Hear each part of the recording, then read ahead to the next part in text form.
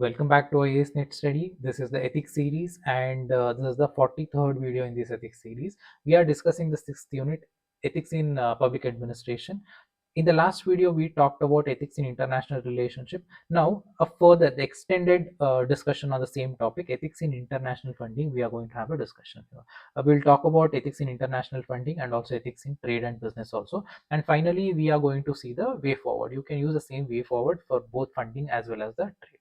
So let's get into the discussion of ethics in international funding.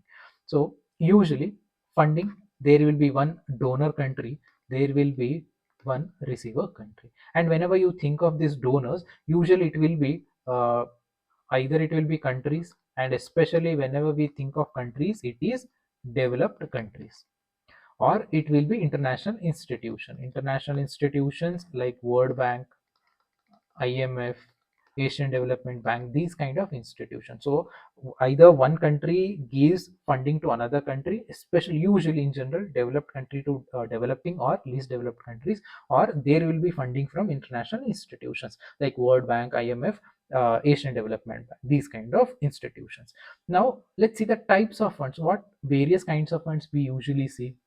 There will be loans, there might be grants, there will be some kind of memorandum of understanding in the exchange of maybe money or something like that, or there might be some kind of aid. It may be military aid, it may be technological aid, or it may be humanitarian aid. See, these are certain types of international funding we see at the international platform. Now, as long as these funds, whether it is loan, grants, if it is given with a very genuine intentions, I am the donor here and I am giving you money, my intention is just to help you out. You are in trouble, you are a country, another country, I am a one country, like I'm a country A and you are a country B. Now I want to help you out. Intention is very genuine, I'm not expecting anything return from you, I just want to give you that. So here, if the dealing between two countries, give and take between two countries is based on these kind of positive, genuine intention, compassion and empathy, then it is fine. It is not going to create any problems, any trouble. But I am giving you money, but I have certain negative intentions behind that. I am expecting something in return. I am giving you money, yes, it is going to help you at this point of time, there is an emergency, you want money, but in a long term this is going to create problem to you because I have a hidden agenda. So I am expecting something in return. When these kind of funding happens, it will be it will create legal problems, it will create ethical problems in future. So ultimately what matters, it is the intent matters. Usually if we talk about the intention, some of the examples can be, see, I am giving you money, but in return I am expecting that you have to buy something from me. I am giving you $1 billion, but in return I am expecting at least $400 million worth of military equipments from me. So this is what, one side I'm giving you, I'm helping you out, but in return I am thinking of my benefits only. So there is no genuine intention here to help another country. So this may be the case, or I am giving you money, but in return I am expecting you to vote in favor of me in international podiums and international platforms like United Nations organization, or there are some natural resources and I want access to these natural resources in your country, and that is the reason I am giving you. Especially if you look at the African countries, Western countries, this is what they do. They fund these African countries, but in return they try to control these natural resources in these African countries. Or I want to fund the factions of civil war. So this is one of the way, international funding is one of the way to meddle with internal politics, or I want to influence the domestic policy there. So this is one of the way. So these are the negative intentions. Through these kind of negative intentions I can manipulate you and I can do whatever I want inside you sitting outside the country. So these are going to create legal problems, these are going to create ethical problems. So there are genuine ethical concerns are there in international funding. So let's see the concerns of international funding. The first is, these funds are used as a tools of influence. See, I am giving you money, but my intention is not to help you out, but I want to influence you. As an example, just talked about United Nations vote, that might be a case. Or during the Cold War, the funding was given to countries to pull them near to themselves. There were two blocks actually at that point of time, USSR and the USA. So both these factions, they were trying to get support of as many countries as possible. In that activity, the funding was one among the prime factors there. So here concern is that you are not helping genuinely, you want something in return. So I that is the reason you're giving money. So here international funding, this money, it is acting as a tool of influence. This is one concern. The second concern is there is always a conditionality. If there is a conditionality, again, this is not, again, this is one among the, this is going to create ethical problems, and this is considered one among the ethical concerns. Even if you look at the Indian bailout, if you go to the bailout for IMF, usually they come up with conditions. Even India had to go through with LPG reforms. See, these kind of conditions, there are chances that these conditions might hurt the local scenario. So it may not suit the local realities, it may harm the vulnerable populations. So whether countries helping another country, if they are coming up with its conditionalities, or institutions helping vulnerable countries, if these institutions are putting certain level of conditions, this is going to create a problem. Again, this is, there will be ethical problems, and this becomes ethical concern. And the third concern is violation of sovereignty. Sovereignty is that, see, I am helping you, I am giving you money, but in turn I want to influence the domestic policy, I want to influence the social behavior and economic behavior. Again, here violation of sovereignty, this is another ethical concern in international funding here. So external actors indirectly influence domestic politics policies and weakening the national autonomy. Here also violation of sovereignty is, this is another ethical concern. And we have a next concern, that is power imbalance. See, I am giving you money, you are taking my money, but the thing is you have to listen to me, because I have a certain control. I have given you the loan, there is an emergency, you have no other option, you have taken the money, but in turn I am the donor, I am controlling you.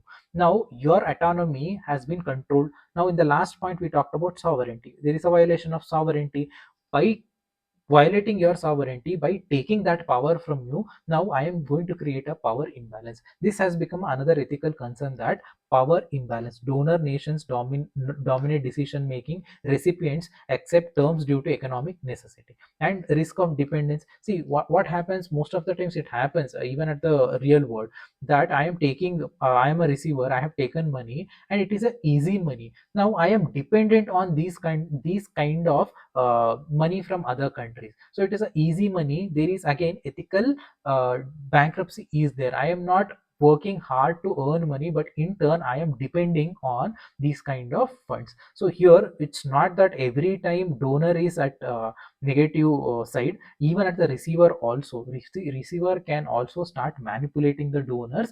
Just it is going to create, in longer run, it is going to create a risk of dependency also, it is going to create a risk of manipulation, but from both the sides, both the donor and the receiver side. And another ethical concern can be corruption and the misuse also. See, country has received certain $1 billion from some institution, from international institution, but there is a lot of corruption in administration. Whatever the fund has been given, it has been misused, it has been uh, underutilized by a political group or the executive. So when this happens, again, this create ethical problems, this is going to create legal problems. So these are some of the ethical concerns, legal concerns. Majorly these are the ethical concerns: power imbalance, risk of dependence, corruption, violation of sovereignty, conditionality, and tool of influence. These are some of the ethical concerns in international funding. Of course, there are positive also. Positive, if the funding is properly utilized, so it helps in poverty reduction, and the infrastructure can be created, and the environmental actions, any the positive actions towards environment, that can be taken, education, healthcare. See, these kind of socio-economic environment related development can happen if it is utilized properly. But if the intention is negative and there is a improper utilization, then that there will be a problem. And these kind of international funds and all, this is going to promote global cooperation. See, if I am in trouble at this point of time, and if you help me out, I am going to grow, and also I make sure that this is going to help you also. So there will be a win-win position there. It is going to create global cooperation. This is going to ensure shared responsibility for a development. Eventually this is going to ensure global justice. So harmony, cooperation, global justice, all these values, all these positive attributes can be ensured in the world, especially in international relationships and international funding. So this is with respect to ethical concerns.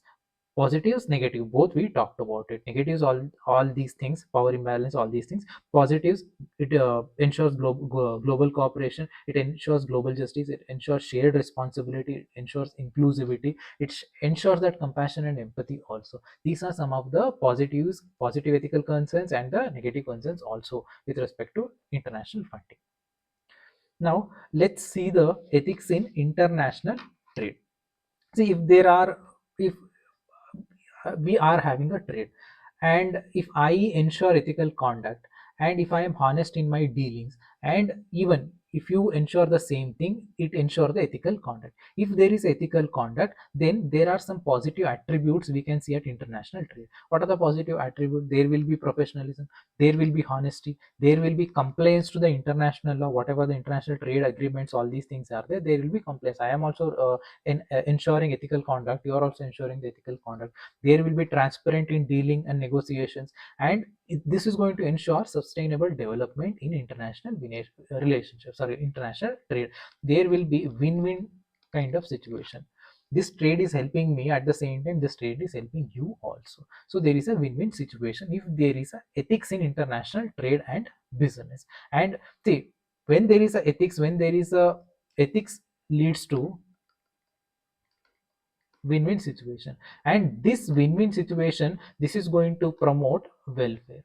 And this welfare, from the welfare at the country level, from the welfare at the individual level, and social level, and from the, you can expect the welfare at the individual level also. So it is going to promote individual growth, societal growth, business growth in the country as a whole. So these are some of the positive aspects of international trade. Now let's see the ethical concerns. See, as long as there are positive intentions, positive attributes behind ethics, it's fine. Trade is fine. It is going to help everyone. There is win-win situation. That is fine. But if there are some negative intentions, if there are some manipulations, if there are some again, whatever we saw in the international funding, the negative attributes, negative motives behind the trade dealings and negotiation, then it is going to create ethical problems, it is going to create legal problems. And let's see the ethical concerns. There will be the aspect of protectionism. Protectionism is that, see, I want market of your country, but I am not ready to open my market to your product. See, this is what happens. I want my country's product to enter your country, but in turn I'm not ready to open my market. So these kind of protectionism, this goes this idea of honesty, this goes this idea of professionalism. So here what happens, their kind of mismatch, their kind of imbalance can be seen. So protectionism, if it's unfair, this is going to lead to a trust deficit at the international. When there is a trust deficit, there will not be any global coordination. This is one of the things.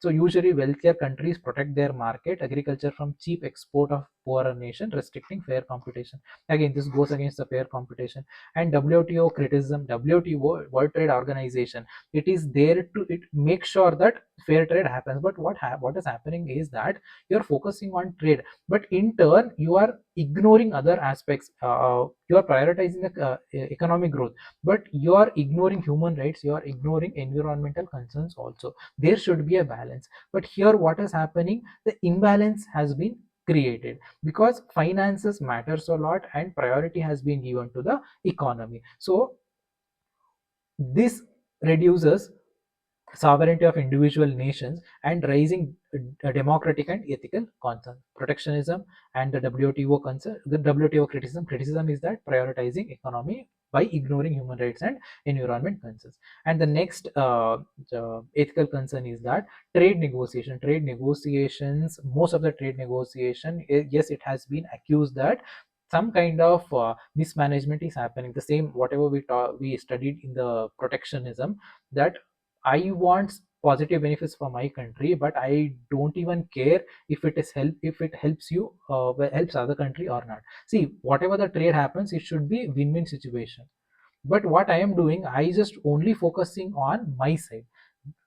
another, whether the trade deal benefits another country, is it fair, all these aspects I am not really worried about it. This is another ethical concern. Most of the countries want to have trade deals, want to have all these agreements, but how many countries are thinking of this kind of win-win situation? They are only focusing on their personal benefits, and they're ignoring what other country, how exactly this trade is going to cause trouble to other country. See, this is what happens. So trade negotiations should be based on honesty, should be based on integrity, should be based on win-win situation, the aspect of win-win idea.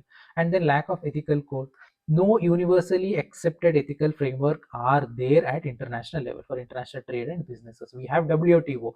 WTO has certain standards and norms, but even for that also implementation, it's a question mark there. And even for WTO, most of it, it's from a legal perspective.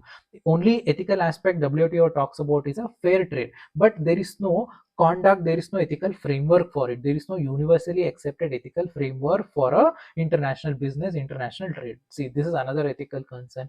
And trade has been used as a tools to uh, uh, trade has been used. There is a weaponization of trade, it is happening through the sanctions, and you're controlling the trade. By doing that, you are controlling the social behavior, you want to control the economic behavior, economic decision making of another country. So this has become another ethical concern. So sanctions and trade control in the international trade has created a lot of issues. It is harming civilians, and it is raising the ethical questions here. These are some of the concerns with respect to international trade, and there are few more also. Ideological clashes also, this is also entering into the trade, especially conflicts between the capitalist country and socialist countries. This conflict is impacting the international trade. It is raising the ethical concerns.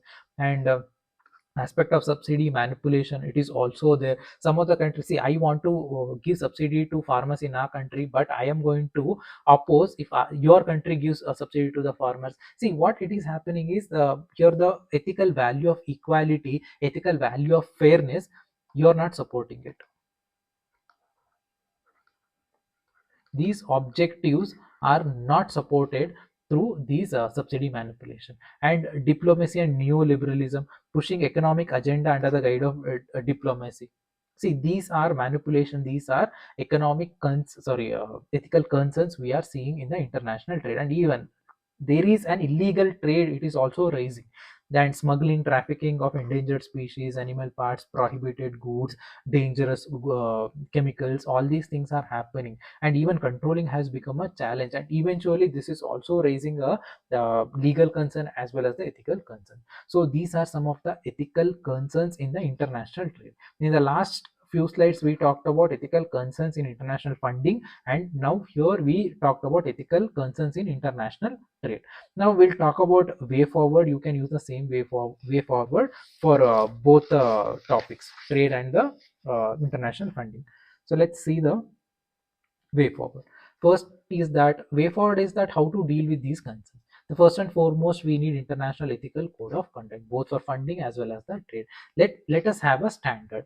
Uh, Standard should be based on genuine intentions. Standard, and there should be a uniform code, and this code should be accepted by all the countries, both developed countries and the developing and underdeveloped countries.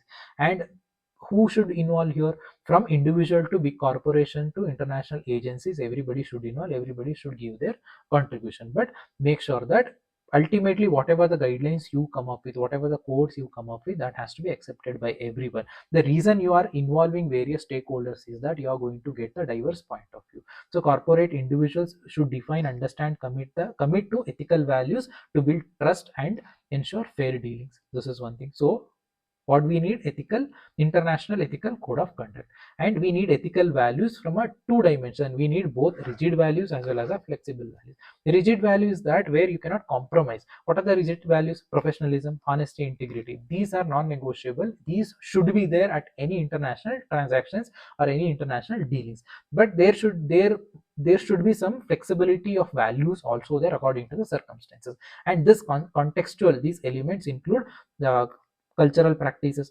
pricing, remuneration policies, transportation costs. These things can be changed, these things can be adopted, so these things can be flexible. So ethical values There must be some values which are rigid, that you are not supposed to manipulate these things. But there are some ethical values where flexibility should be there, where you have certain level of authority to deal with that according to benefit of both the countries. So rigid and ethical flexible value is the second way forward. And the third is that imperialism.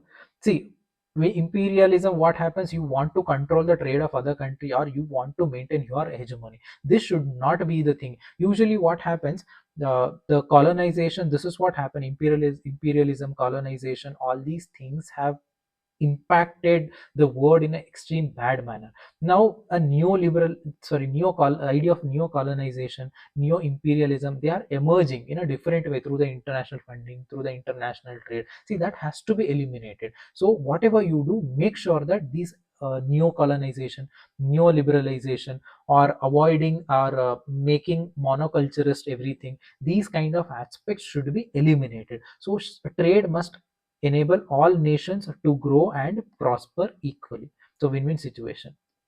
And there must be a support. Whatever you do, you should have a genuine intention to help the vulnerable countries. So support least developed nation, provide free access to international market for their accelerated development, support the vulnerable sections who are vulnerable. It is your duty. So when you are supporting vulnerable section, you are ensuring compassion, you are ensuring empathy. These values, ethical values, are up, you are going to uphold here.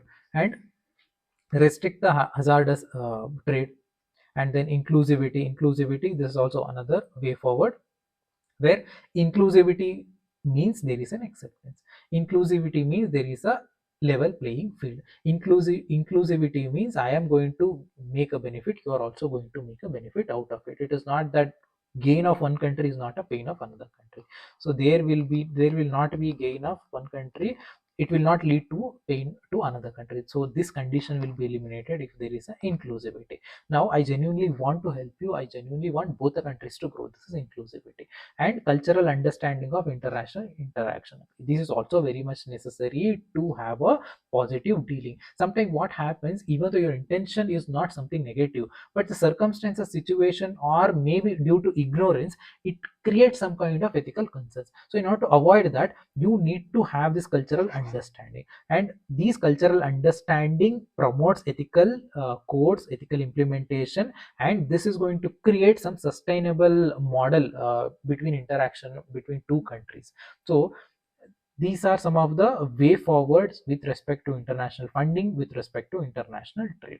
You can go through with these way forwards again, you can pause the video and you can go through with that. Most of these points whatever we discussed today, they are mostly that you have to by heart these things, because there is no very strong concept oriented topics. These are not concept oriented topics. So just go through with the things, make a note of it. You can use these standard format for other way forward also, especially anything related to international relations, all these things, whether it is arms trade deal or climate negotiations, where questions come from an ethical perspective, you can use this as a fodder material. So this is it for this video. One more topic is there, corporate governance, in the 6th unit. We are going to finish it in the next video. After that we are going to take up the 7th unit, probity. So thank you so much for listening. Please like the video, subscribe to the channel, leave a comment. It is going to help me a lot. And thank you so much. I'll see you guys in the next video. Have a good time.